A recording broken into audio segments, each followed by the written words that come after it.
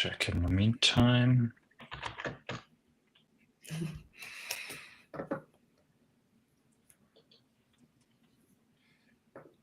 All right, it seems to be working. I can see that we are live on Twitter. Lucy, I can see you waving your hand as well. And then let me just check on the other platforms to make sure that we are actually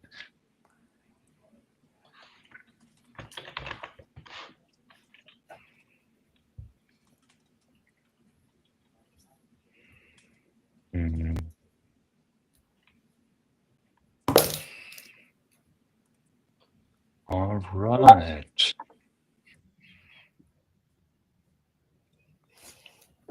Then let me check. Yes, I can already see some people starting to join in, which is nice. Welcome, welcome, and hello. And I would say we already start using the time by explaining a little bit on how we do this today and how it's a bit different, and also why we decided to do it a little bit different today compared to, well, the last year, really.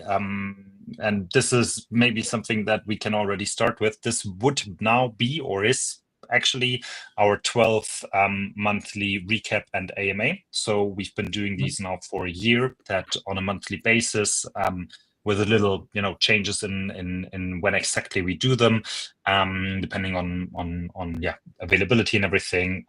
Those AMA and monthly recaps, and the idea behind this is that we want to give everybody the opportunity to join in and to basically get an overview on what happened over the last month, what we've been working on, share some insights with you guys, also make some announcements that aren't necessarily already publicly available, and just give you guys the chance to ask your questions directly to us as the team, and to address anything that's on your mind, something that you wanted to ask, but maybe that's I don't know, got lost somewhere else, and give you guys the opportunity to ask this in this format, and also to share what's happening on our side with you.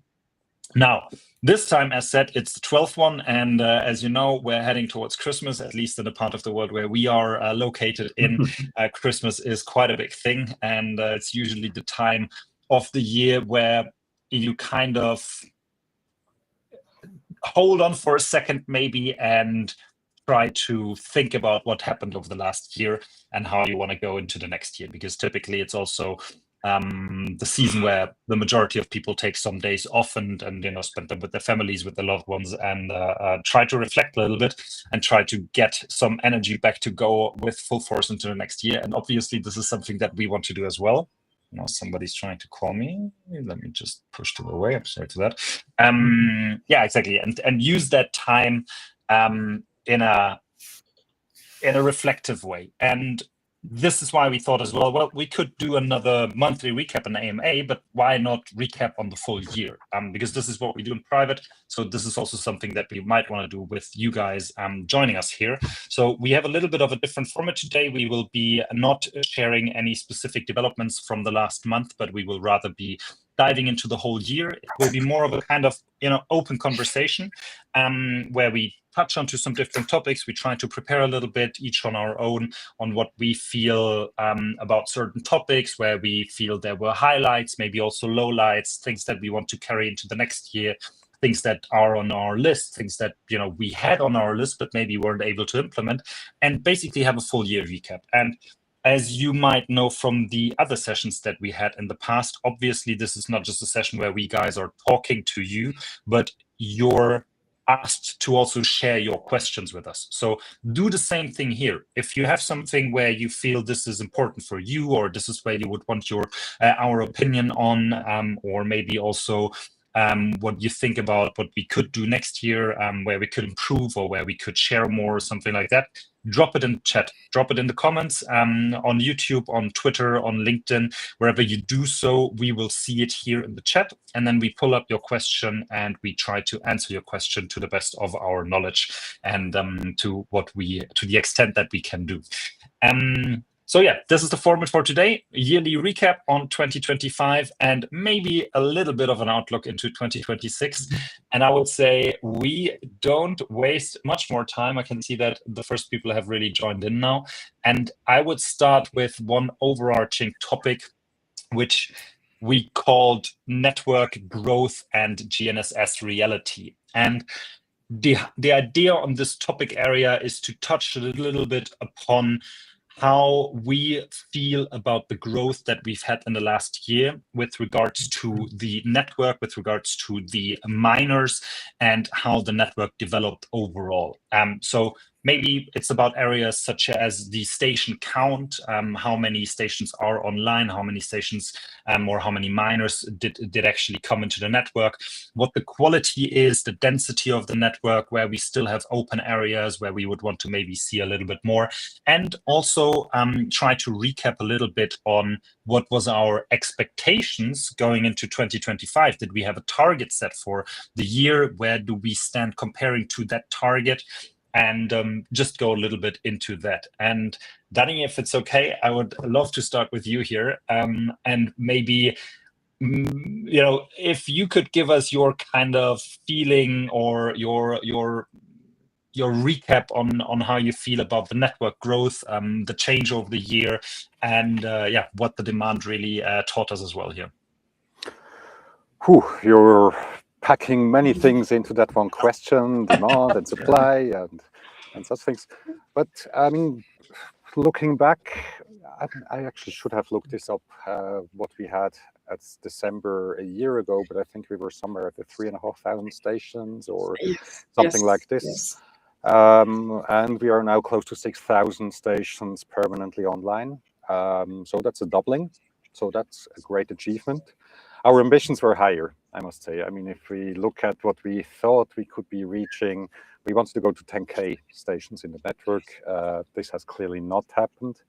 But nevertheless, I think the stations that we do have, they are really valuable, and we started selling them, as we also mentioned previously. So I think on a global scale, we had a significant growth, and growth comes with growth pains, and we also had some of those, but I think overall, generally it's good. It's not all of it in areas where we like to see them, which is also why we introduced that high value area feature, where we do specific campaigns in areas where we know we could be selling more. But in general, I think from a supply side perspective, it was a good year, I must say. I don't know, Lucy or Tommy, any highlights you want to make on that? Please. I think that because of the demand, we're really more focused. Because I remember last year we were a little bit in discussions like where do we want to put to incentivize people most, and because of our big customers now, I feel like we have a way more clear focus on where we want to grow the network stronger. And what we also learned from the customers is that they do really care about availability and quality. And I mean, that has been made very clear to us. And in response, we match this now with incentives. So the streak appreciation feature is a response to this. So because these stations are truly more valuable, we set the right incentives for people to have stations that are available and of good quality. So yes, it's good to have customers, because then you learn what really matters. And we knew that quality matters. That's not a big surprise. But how strong or how picky they are, it was more than we thought. So we matched it with new incentives. Or strengthened incentives. I mean, they build on what we had, just make it more pronounced, the focus on quality and availability. Is there, I genuinely don't know, but is there a certain, like a specific kind of reason for why the clients take such care about the quality and the full availability? Is it because otherwise they cannot offer certain services that they want to offer to their clients in return, or because their data is faulty, or I wouldn't know. Is there any specific reasons? It's probably a multitude of reasons, but you have to see that many of the customers address end customers and they have to give commitments to them. Now, if you have a very uncertain supply of data and you need to be giving out commitments, there is a big gap for them. And that's why they want to basically close it by having better input data. Now, they understand that or mostly understand that we're not in full control of this. We're working with incentives. We're not having contracts in a narrow sense, but still they're pushing us, and sometimes it's really eye-opening. Goes one station down and we get calls. So they do care, especially if they're going into a new region where they don't have a few of their own stations and just use us as densification. If they're fully dependent on us, then we feel that heat. Yeah, and I think the high value and also the streak appreciation feature, primarily they try to address that. I mean, every once in a while, people in Discord, they say, 98% availability, that's really tough. Yes, it is tough, but actually what our clients would want to see is significantly higher numbers, 99 and a few nines behind it. So 98 on a daily basis is not necessarily a good availability. Yes, it's tough indeed, but it's not. We also get that pressure, obviously, from the clients. And as Tommy said, I mean, one station goes down somewhere, and 3 clients rely on this. That's a major issue. That's why we like to reflect those things also in the way the rewarding and those additional appreciations are designed. I mean, another thing is when we look at our network, we were always from the beginning saying we are an open hardware kind of project. So we welcome any station that can provide data into our network, but we measure the quality. So not only the availability, but also what does the data actually contain and how reliable is that? I think this works to a good part. But we also have a mixed bag in terms of availability. So not all 6,000 stations that we have in the network are actually usable by the clients, even if they were in an area where they would want to see data because it maybe misses this one signal that they really need for certain applications, or it has too much noise on the signal, or the sky visibility is bad because it's been installed on a balcony instead of a rooftop. So that stuff really matters, and what we had envisioned back then with what do we measure broadly works. It's not perfect, clearly, but in general, I think that it does work. Now, Alex is joining. Alex joined. I wasn't aware he would participate, but welcome, Alex. So, having said that, the open hardware approach also comes at a cost. So technically, it's much easier if we would be having a homogeneous network with hardware that we know and that is understood. In our case, we need to deal with all sorts of receivers. We see in the quality assurance methods that we employ, we see all sorts of minor issues, but also bigger issues that are in the data that we need to account for and that we need to correct, so that towards the clients we have a homogeneous, mostly homogeneous representation of the data. This starts with multipath topics, with cycle slip topics, but also with bugs that those receivers have, and we've seen quite a lot. So I think on a technical side, it's a permanent learning every day, and we see, okay, this new type of receiver or that firmware version of that receiver has now joined the network. So, okay, we need to figure out how do we deal with those limitations that we have. Yeah, I think there's a lot more also specifically on that end that you were just talking about. taking place behind the curtain, stuff that you wouldn't see publicly, right? But where there is actually quite a lot of effort behind it to be taken into account. Maybe I was just lagging, but I think you guys should be able to hear and see me. Yeah. Yeah. All good. Good. Okay. Yeah, maybe I want to go a little bit on this topic into 2026 and ask the question, and feel free to answer whoever has a feeling on it. Like, what would be a target where you feel comfortable with, or where you would be very happy with, maybe on miners in 2026, and more specifically, and I mean, Danny, you already touched upon a little bit with regards to the high value areas, which is something that we just recently launched. Where specifically do you feel that there is a need, like which region globally maybe, or also countries are something where we really see that there is a high demand that can currently not be satisfied with the supply? So I think from a pure numbers perspective, I think if we double again next year, that would be a good goal. Our ambitions are higher, but I think doubling would be a great goal. And yes, definitely it should be in areas where we have demand.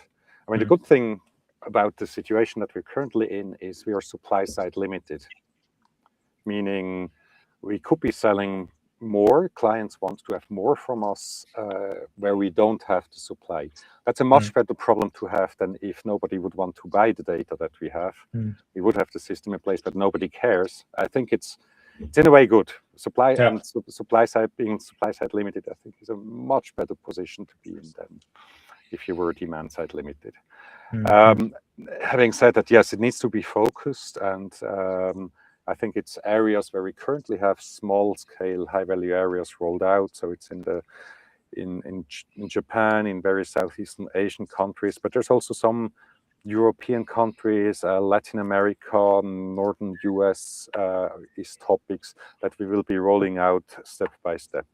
We've come with the high value areas by first doing some manual trials, then a first more automated version in Malaysia, and now we have the tooling in place to make this broader. And we go step by step because we also want to learn from the high value areas what's happening there, how successful is it, what are key success factors. And most often it's also having local teams, people in the regions who drive that forward, and they're then further incentivized through high value areas. Yeah, nice. Lucy, Tommy, anything to add? Yeah, I would like to take up the point from Danny about the called local ambassadors.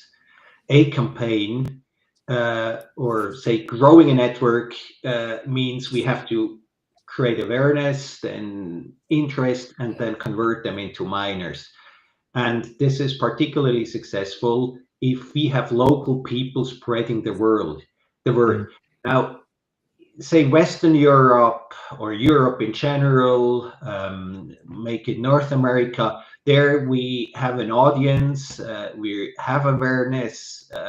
So there it's usually about setting the incentives and then you can convert. If we go into different cultures, languages, etc., it's much harder, and working with local ambassadors in these places is the key to success. They can take a lot of the burden, the explanations, the localization.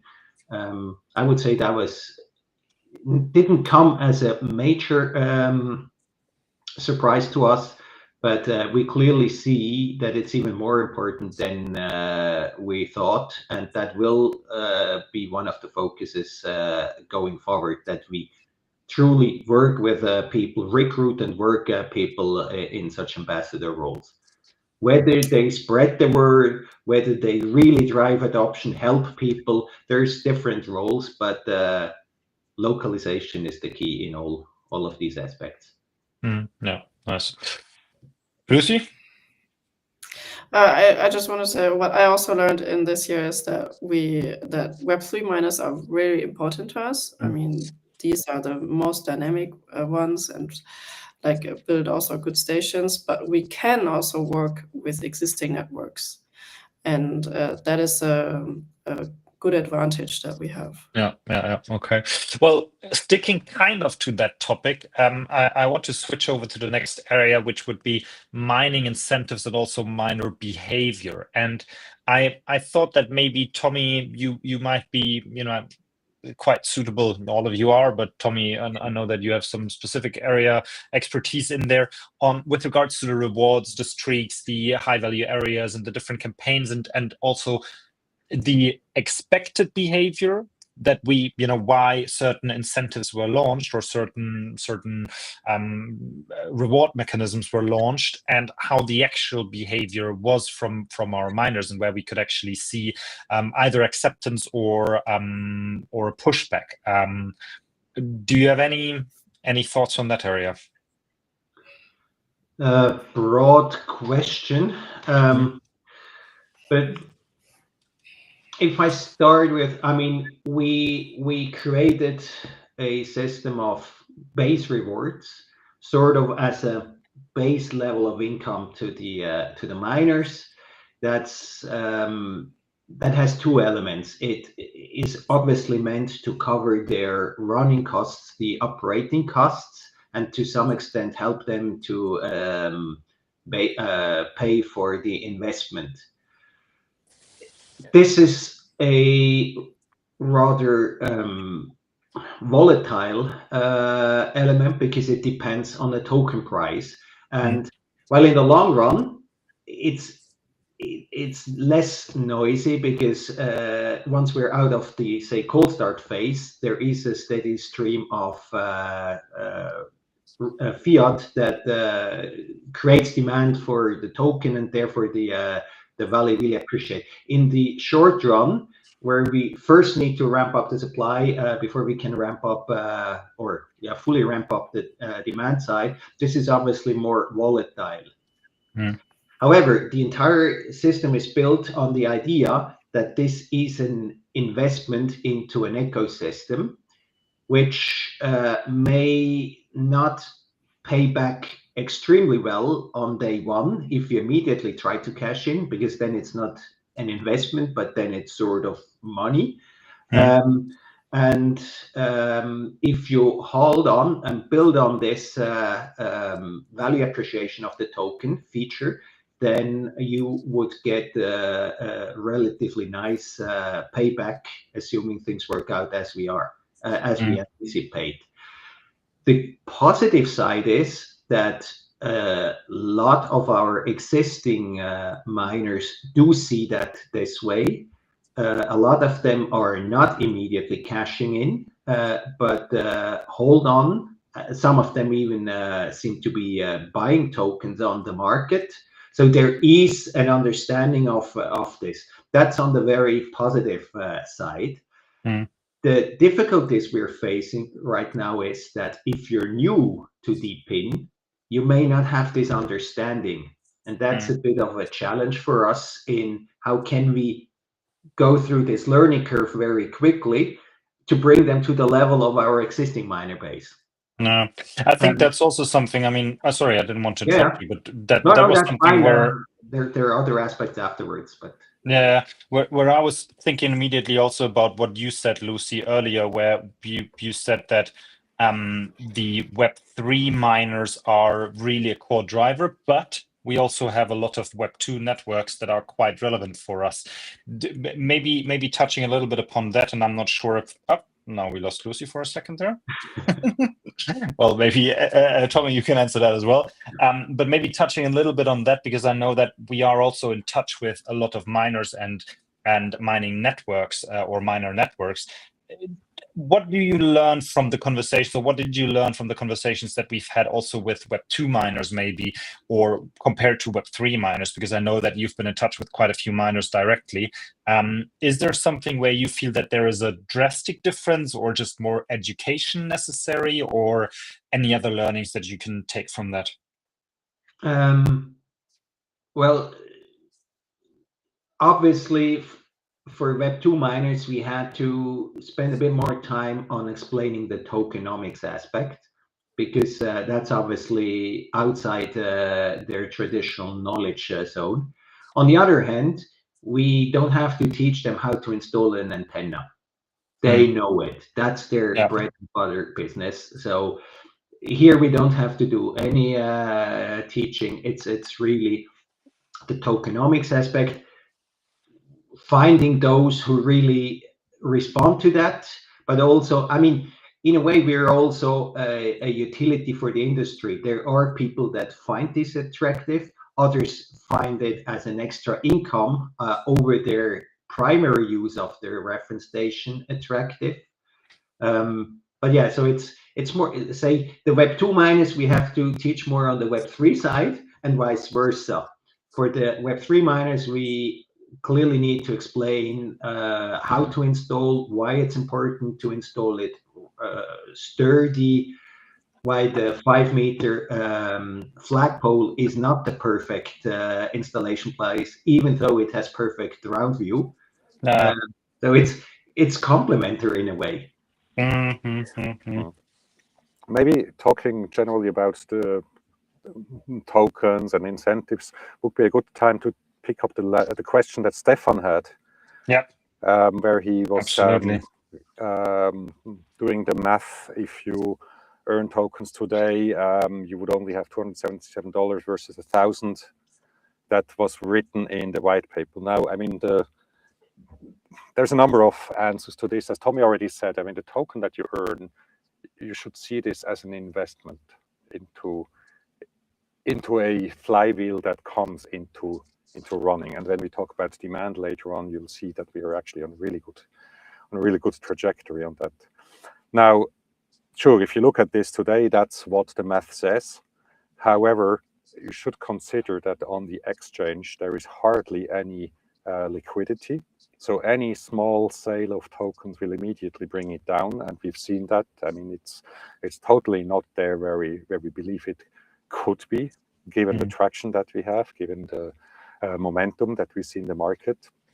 I think that's one answer. The second answer was, when we wrote the white paper, the hardware that people need to participate in the onocoy network was at around this price point, and we've designed it such that after a year, the hardware investments that you made should be covered. Now, we all know in the meantime, this has significantly come down. I mean, Stefan's own company, they sell hardware for half of that price, and we always wanted to design it such that after about a year, you should be in break even. But there's also cheaper options. I mean, people go all the way to develop their own hardware by using a Raspberry Pi and putting some USB dongle on it, repurposing hardware that they already have for some other purposes, and in cases they already have an installation. It doesn't cost them anything. And we're reflecting in the way we incentivize, we're reflecting that reality. So I think the hardware price as such and the returns on that needs to be in relation. But as I said, I mean, the token price is currently at the level where we think it's very cheap. So you could say you should buy that, but I'm not giving here any financial advice. And I think that's a bit the thoughts on it. One additional point is, the tokens that we issue for rewarding, they come out of a pool, and that's also as described in the white paper, that comes out of a halving. So we have a pool where every day, or actually whenever pulled, it releases additional tokens. So we know, and we can do the math, how many tokens per day can we issue to rewarding. Now, this is not, we cannot just increase those rewards because, yes, we don't have those tokens because at some point in time we would hit the limit of what the halving contracts issues on a daily basis. So the assumption obviously is that the token price will go up, but in the longer run, the base reward will be, say 2 years from now, will be a smaller part of the overall rewarding. The bigger part of the rewarding will be usage rewards, the feature that we're currently working on, where portion of the revenue that we make with the miners, with the station, will be distributed in that area. And as time goes by, as the token pool for the base rewarding runs out, when the flywheel starts to run, the tokens that we then issue come out of the usage rewards. Yeah. I mean, that if you just look at it here today, I earn an ONO today, I immediately cash it in. Yes, you're creating downward pressure on the token because there's hardly any liquidity, so any small transaction will already push it down. But that's not how we look at it. I mean, we work in this project also for tokens because we believe in the long-term future and because we see there's very positive signals coming from the market. Yeah. Let me add maybe one aspect. The 33 token is one element, but we said we introduce the streak reward, which adds another 50%. Yes, this is not a multiplier of 10 or whatever, but it's at least a 50% addition for those stations that really have value. And typically, stations that qualify for a streak are stations which we can sell. There are maybe a few without the streak nonetheless, but generally these are the valuable stations and they get up to 50% more. Now there is again two aspects. It's the kickoff aspect and the running aspect. Both the base reward and the streak are ongoing rewards. We introduced the high value area reward, which in a typical case can add substantially and can cut the payback period by say 50%. So if you happen to be in a high value area, and I know we have only started to launch the feature commercially, but there will be more, then this payback is an entirely different story. So it's about half. So yes, we understand it's a long-term pay. It's an investment case, but we help to get deployments out, and that helps those there in areas where the business is. Lucy, you're back. Anything that you want to add, or you're good? No, I think it was covered. Okay, all right. Then let me jump to the next one. And I mean, we've already been talking about it for a while, right? Now, actually. And I think it's been probably the biggest milestone of the year, which is the TGE. So basically switching from BONO to ONO as rewards and making the token tradable. And yeah, starting the flywheel, so to say. And you guys all have been involved, I know, of course, but I know that also, Tommy, you've been involved very, very strongly in there. And, maybe starting with one general kind of question, what did you, let's say, underestimate on the token launch when it comes to how it maybe went, or like what was an area where you did not expect that there was such an effort behind it, or such a criticality around it, something that you see as one of your bigger learnings from the TGE?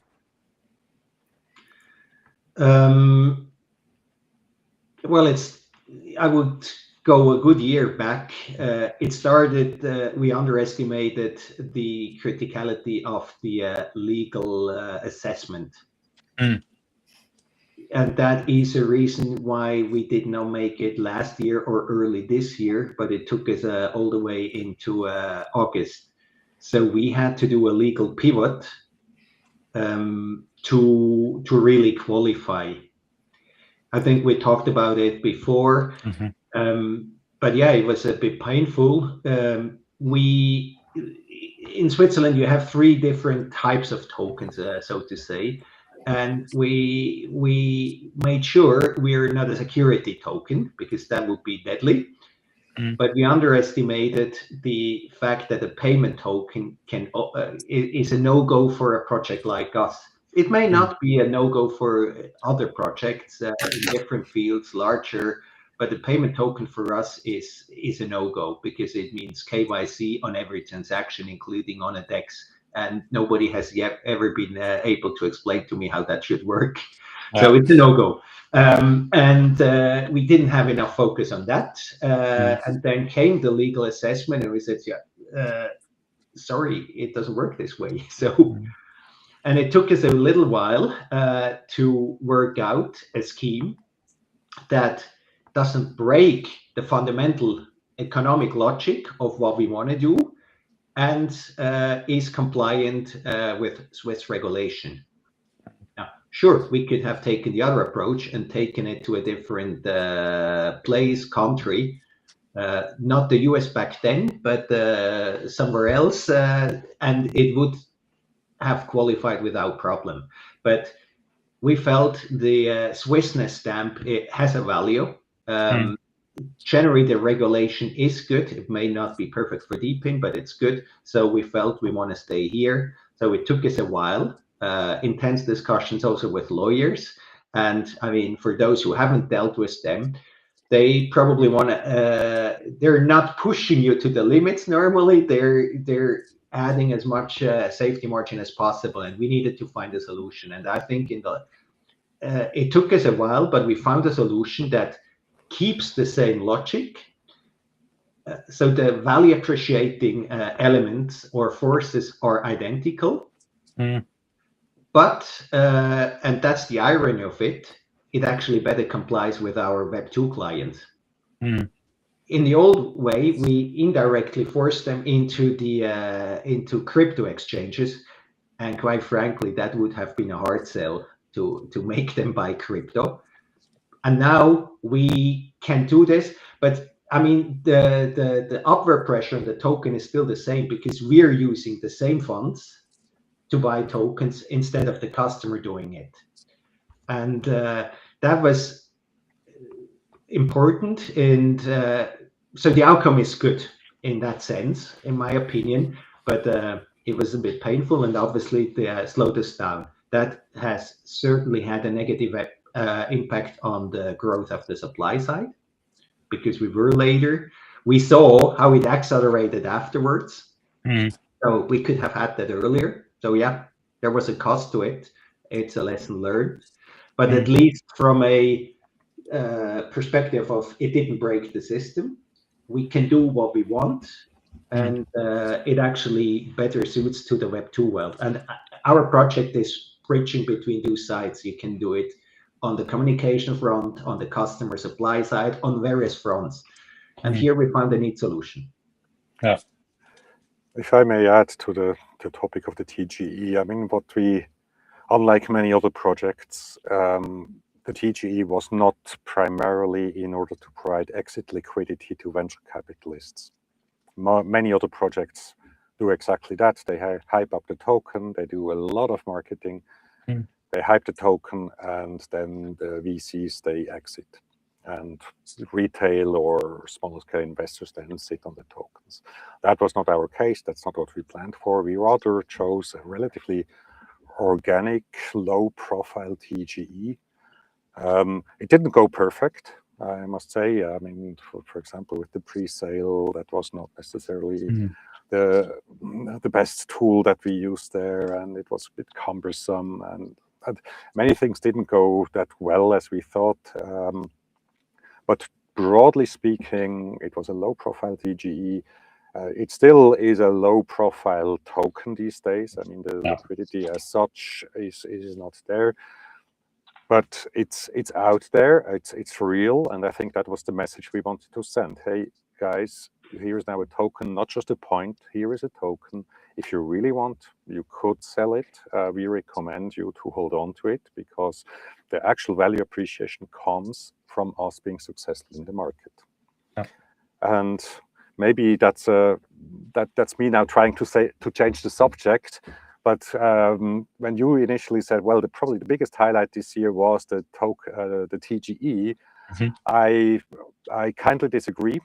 Okay. Because yes, I mean, that was something that we had on our roadmap that we wanted to do. But the biggest highlight and the decisive thing for this project is that we have people wanting what we do.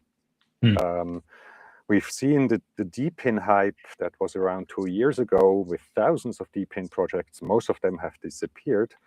And the focus on DPIN is now on the fundamentals. So those projects who do revenue who do something in the real world. DeepIn, by definition, does something beyond a pure monetary thing, beyond the cryptocurrency, beyond the meme.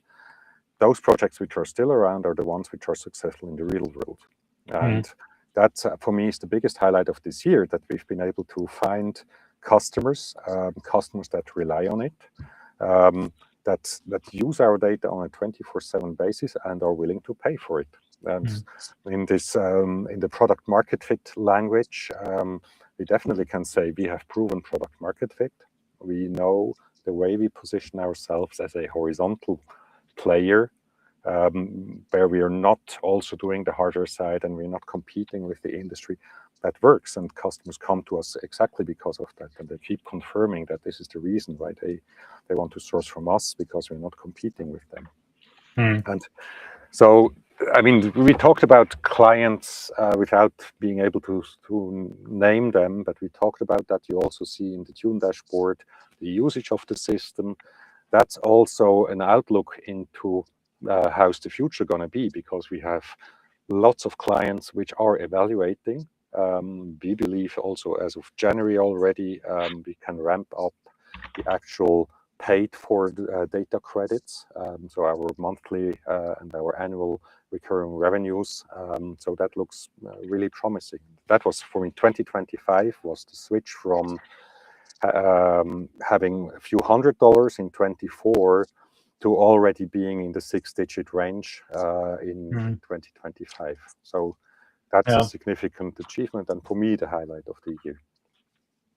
And that's a very valid point. I think it probably is, for me, because I'm more on the marketing and communications side of things, this has been the more, let's say, prominent topic, right? Because it's something that we put in a lot of work with regards to the communications and made sure that everything works the way it's supposed to. So this was probably why I said it, but I would agree with you. I fully see your point.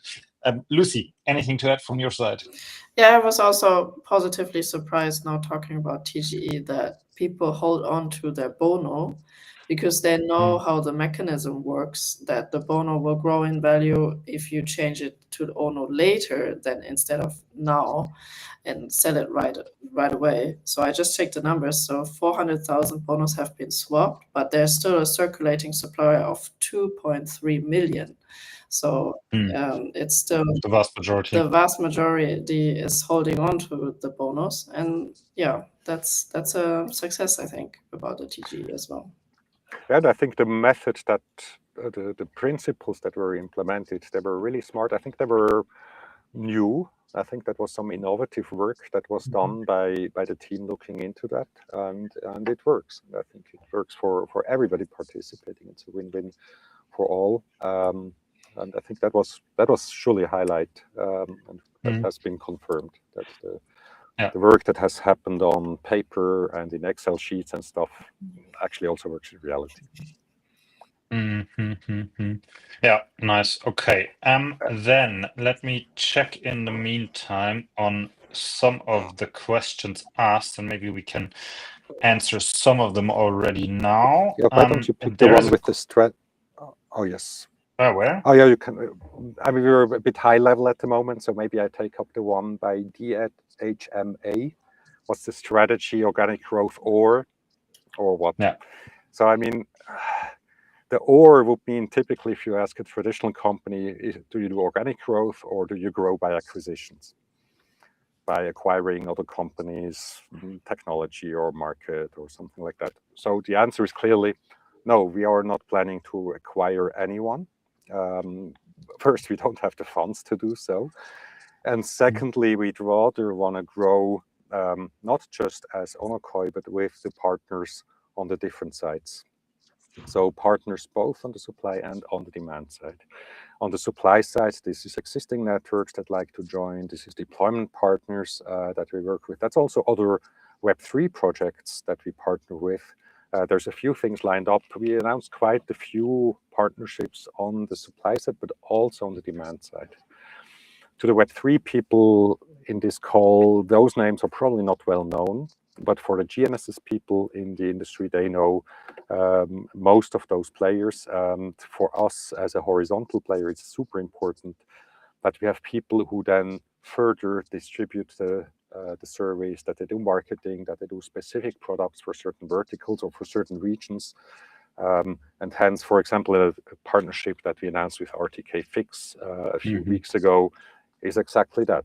That's a downstream partner from our perspective. For Stargate, we also had announced they're like downstream in the value chain. And for us as a small project, we rather want to partner than trying to control a whole value chain. And hence the answer to this, yes, it's from the core team, it's organic growth. Sure, we are looking for investment to accelerate the organic growth, but we're definitely not looking into acquiring it, because we know, and we've on a piece of paper and by now also confirmed, our role in the value chain, I think, is crystal clear, and it has been confirmed. Hardware agnosticism on the one side, not competing with the demand side on the other side. Yeah.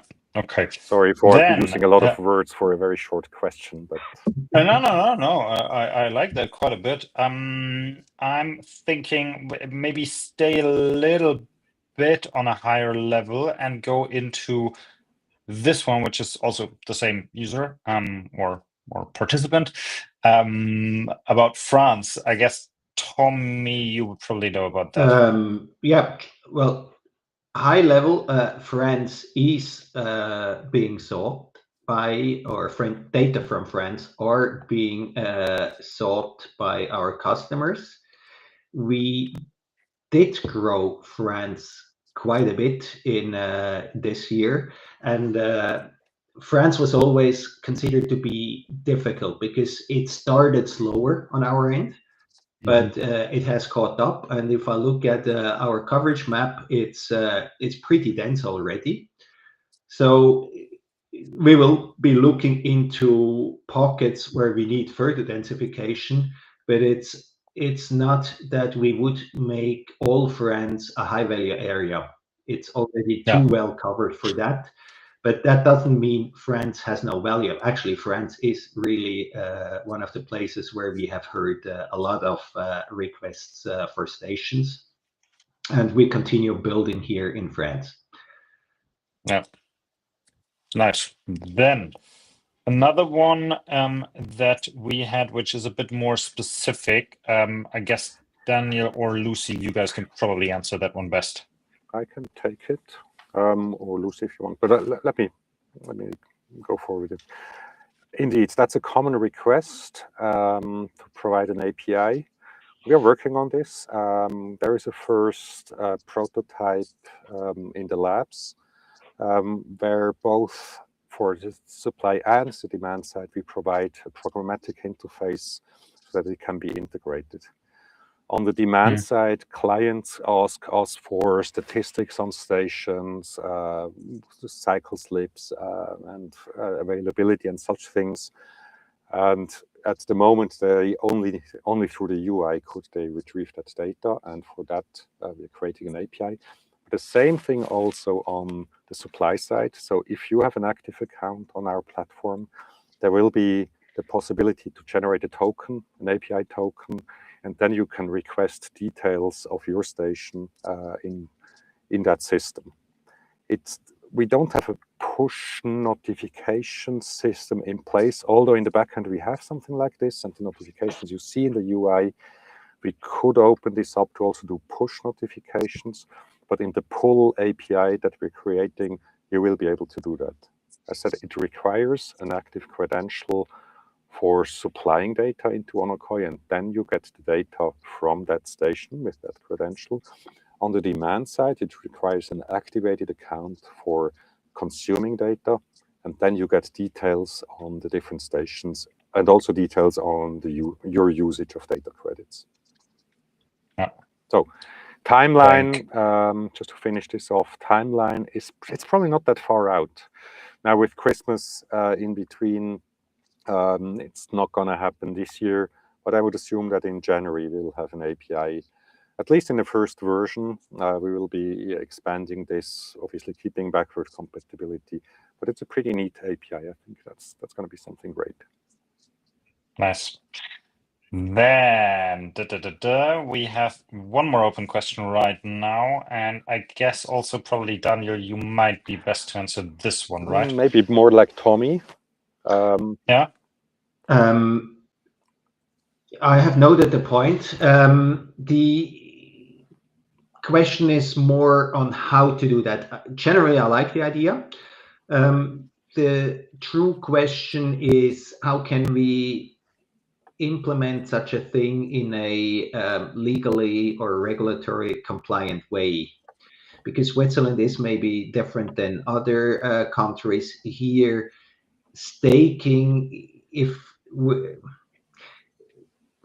I need to find out how to do this. Staking in general, if it's more like for an interest payment, is illegal, or actually not illegal, but then you qualify as a security, which is what we cannot have. But there might be indirect ways of bridging against a service provided, which in this case is liquidity. But it's borderline. That needs close validation by the lawyers how to interpret this regulation. But the point is well spotted and noted. All right.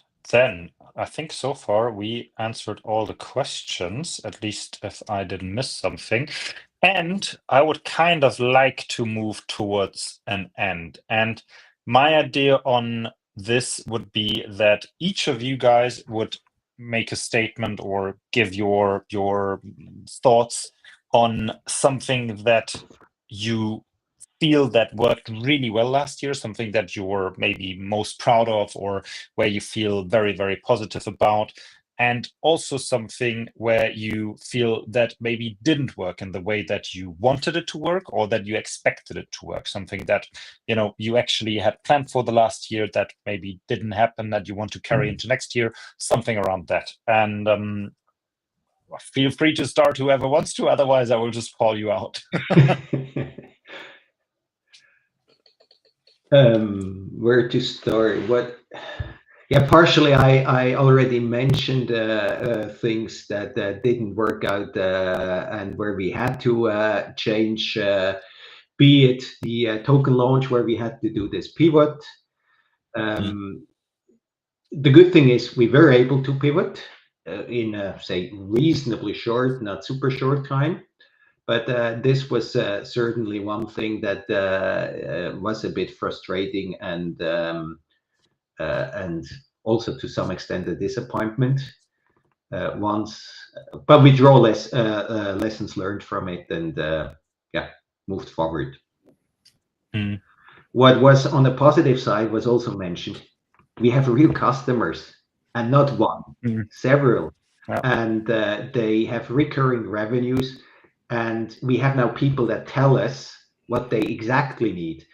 I mean, you draw something on a blanket sheet of paper. Yes, we come from the industry, we have experience, but having real customers telling you, that gives the sense of urgency into the organization, and that's super healthy. And I think that to me is clearly a highlight, that we have these customers and we can respond to their needs.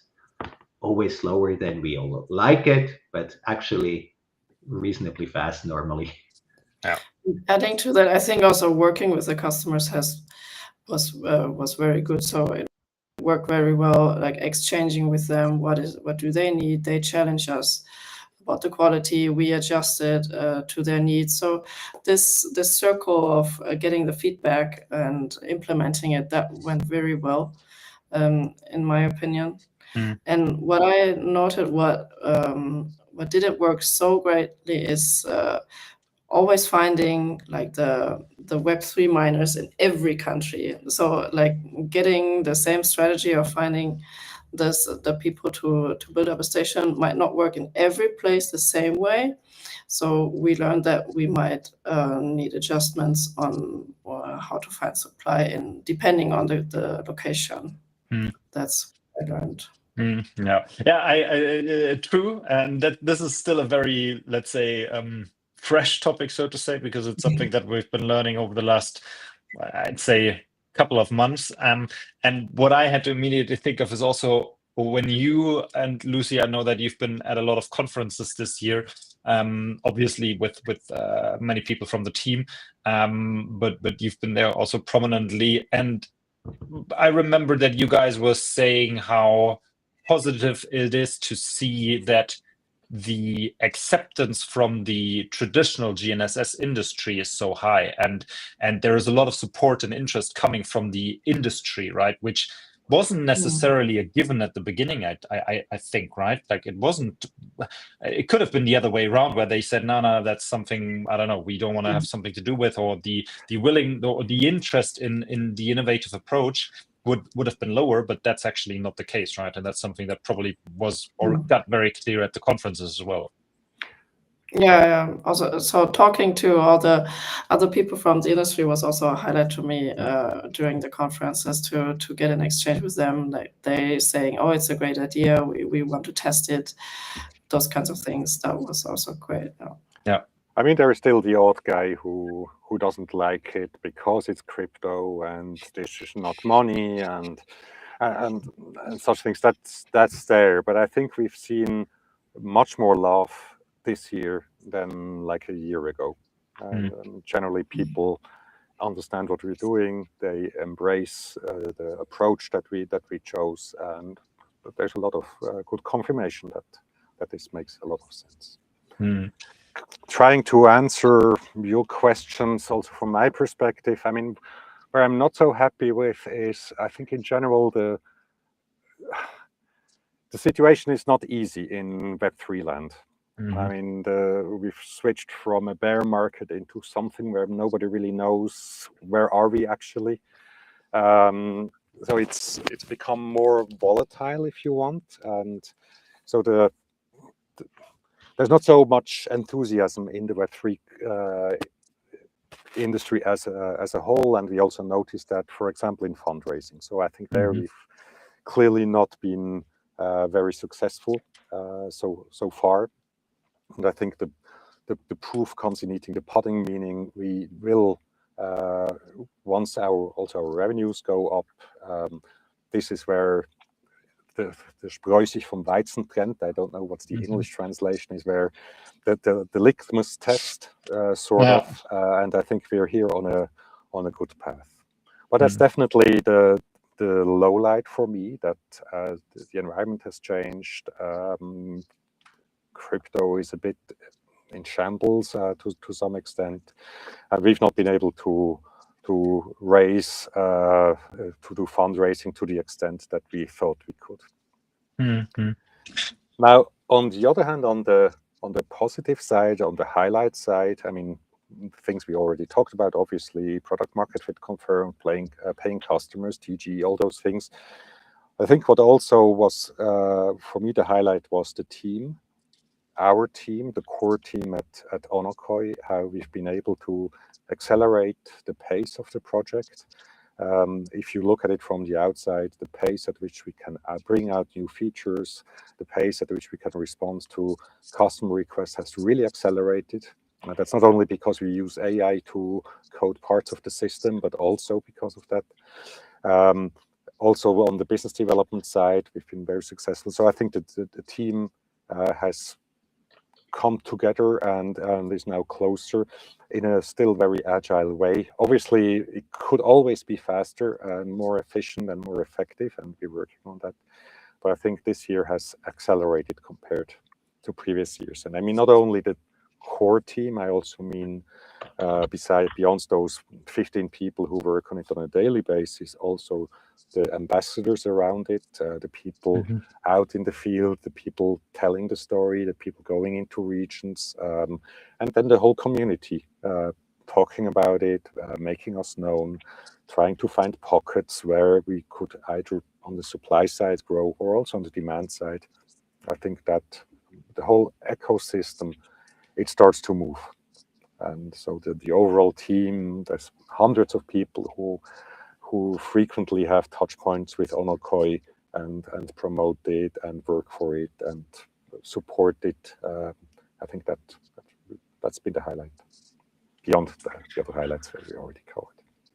That is a very nice last word, and I don't want to spill it by saying too much additionally after that. We've just literally now touched 1 hour of this yearly recap of 2025. Of course, the whole year of 2025 doesn't fit into 1 hour.